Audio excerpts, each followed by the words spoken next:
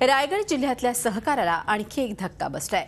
Roha urban बँकेमध्ये जवळपास 49 कोटी रुपयांचा अपहार झाल्याप्रकरणी बँकेचं संचालक मंडळ, अधिकारी आणि कर्मचाऱ्यांचा अटकपूर्व जामीन फेटाळण्यात आलाय। माणगावच्या जिल्हा सत्र न्यायालयानं हा जामीन रद्द केलाय। त्यामुळे आता या सर्वांना कुठल्याही क्षणी अटक होण्याची शक्यता आहे। 2001 ते 2002 आणि 2005 आणि 2006 या काळात हा अपहार उघडकीस आला होता। दरम्यान न्यायालयानं जामीन अर्ज नाकारल्यानं तटकरे समर्थकांना मोठा धक्का बसलाय। या संदर्भात शेकापचे नेते जयंत पाटील आपल्या सोबत आहेत।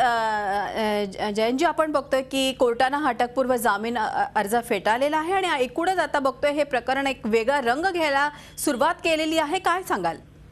नाही, या प्रकरणामध्ये राज्य शासनाने जाणून बुजून या आरोपींना आतापर्यंत त्याच्यावर कारवाई केली नव्हती। विधिमंडळामध्ये मी अनेक वेळा याच्यावर बोललो होतो, पण शेवटी आम्हाला कोर्टामध्ये आणि जे गेलेले आहेत ते ठेवीदार त्यांचं मी अभिनंदन करतो आणि कोर्टाच्या निकालामुळे या ठिकाणी ज्या संचालकांची मालमत्ता होती ती मालमत्ता जप्त करून ठेवीदारांचे पैसे दिले गेले पाहिजे, ही सातत्यानं आमची मागणी होती।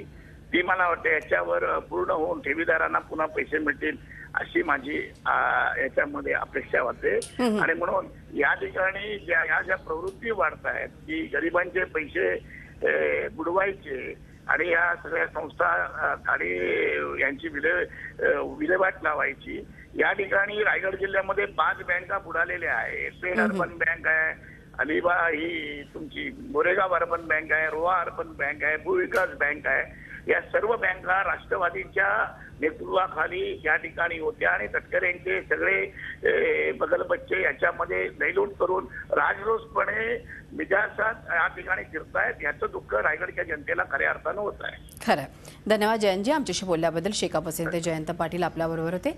रोहा अर्बन बँकेतील 49 कोटींचा घोटाळा जो आहे तो अर्थातच आता त्यांनी स्वरूप मोठं झालेलं आहे आणि या संदर्भात मोठा झटका बसलेला आहे। रायगड जिल्ह्यातील सहकाराला हा मोठा धक्का।